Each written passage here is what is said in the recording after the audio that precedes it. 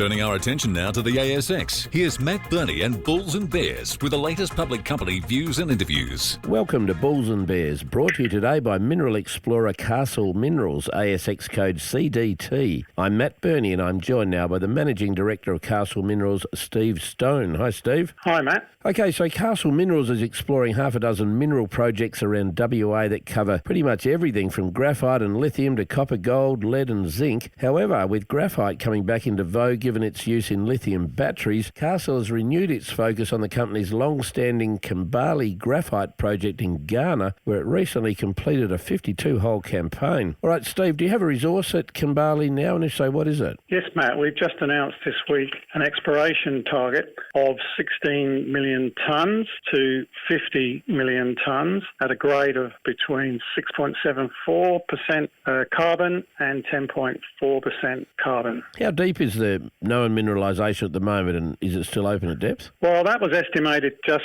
to 100 metres, Matt, but we know that the deposit goes well beyond that, and it could be a double or triple that depth. But our focus at the moment is on that first 100 metres. What are some of the better numbers to come out of the latest drill campaign? We got 19 metres at 9.8% carbon from surface, which is tremendous. And in that was a 2-metre run at 18.8%, what we call total carbon. We also got 45 metres running at 11.2% from 66 metres depth, and 14 metres at 8.1% running from 47 metres depth. So they're tremendous numbers. They're pretty good grades. Is there any chance you can eke out a high-grade core from this thing? Yes, definitely. And next week we'll be starting an infill drilling program to do exactly that, to delineate those high-grade areas, which will hopefully form the focus of our plans to develop something there in the longer term. Tell me, how exactly is graphite part of the whole electric vehicle lithium battery story? Well, graphite is sort of second cousin to lithium, and I think next year it will be the new lithium. If you have an EV battery, nearly half of that is actually made of graphite. The cathode's got lithium and cobalt and manganese in it, but the anode is almost purely graphite.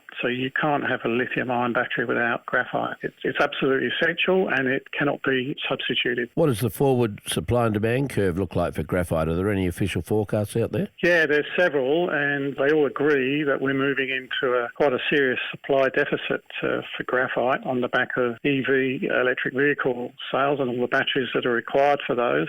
One of the forecasters, Benchmark Intelligence, is saying we'll need another 90 typical graphite mines to meet supply in the next 10 years, which is quite amazing. Steve Stone from Castle Minerals, thanks for joining me on Bulls and Bears. And remember, we're only here to give you information, not advice, which you should, of course, seek independently. I'm Matt Birney, and this is Bulls and Bears. For more public company interviews, go to the Money page on the 6PR, 2GB, 3AW and 4BC websites and click the Public Companies tab.